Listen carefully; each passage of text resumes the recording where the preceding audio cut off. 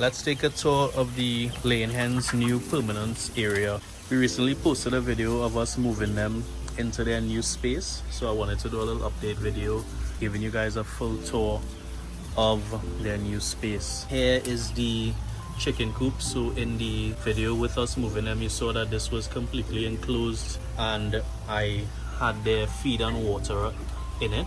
Well, the reason for putting the feed and water is that I want to use the exact same feed and water for familiarity, because you're moving them into a new space, and also you want to enclose the space and keep them in there for at least 2 to 3 nights so that they could start to associate this new space as being their new permanent home, so that when you do open it, they will naturally go back into this space to roost at sundown.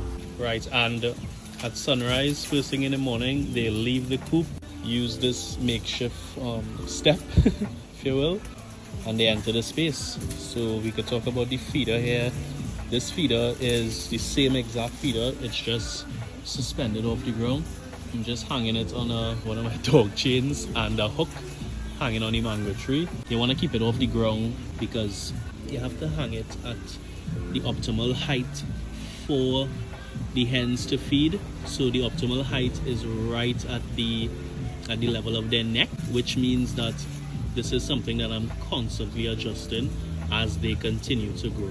I'll just give you a little peek inside the feed. So as you would know, if you're watching all the videos, they're still on grower feed. They eat this from 7 weeks old to 18 weeks old. And then I would switch them on to laying hen feed. It's covered because they're in an open area here.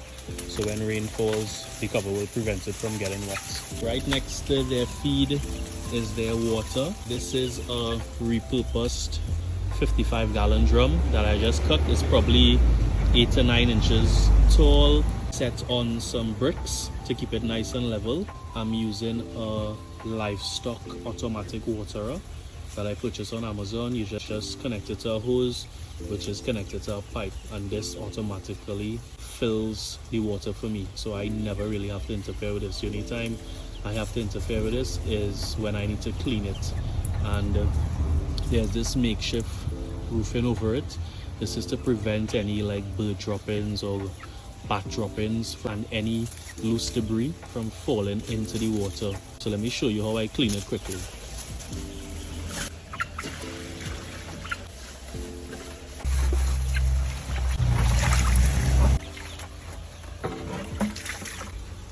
Alright, so just giving you a little close-up of the water in motion. So that red piece is the floating valve that comes down when the water level is low, and by coming down it opens up the valve for the water to flow through, and as the water level rises, it also raises the float valve and stops the water from entering the barrel. Pretty simple. So let's talk about the space now. So it's approximately 250 square feet. I have 4 dozen layers, so that gives them just over 5 square feet per bird. I'll just have to continue to monitor the flock for any fighting to see if I need to trim down the size. So that's just something you just have to monitor over time. The bedding or the flooring is wood shavings.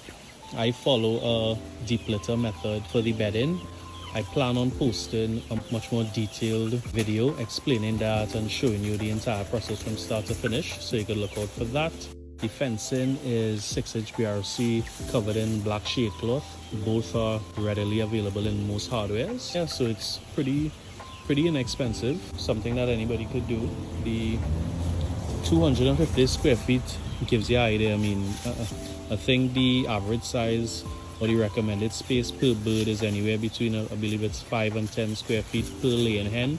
So you really don't need that much space to raise 6 to a dozen hens.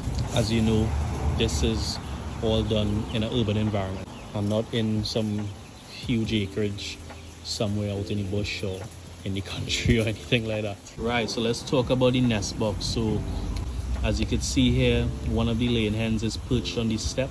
That's just something to help them jump up and then step into the nest box. This nest box is 4 feet by 1 foot, It's made out of pressure treated 1-inch plywood, and it's covered with a repurposed piece of galvanized. Very inexpensive, very simple and easy to make. It's rested on 8-inch foundation blocks. That's just to keep it off of the ground. And yeah, pretty simple. Just to give you guys an idea on my daily routine with these laying hens. Every morning I'll come and check on them. I'll spend a little time with them. I'll bring any food scraps for them from the day before.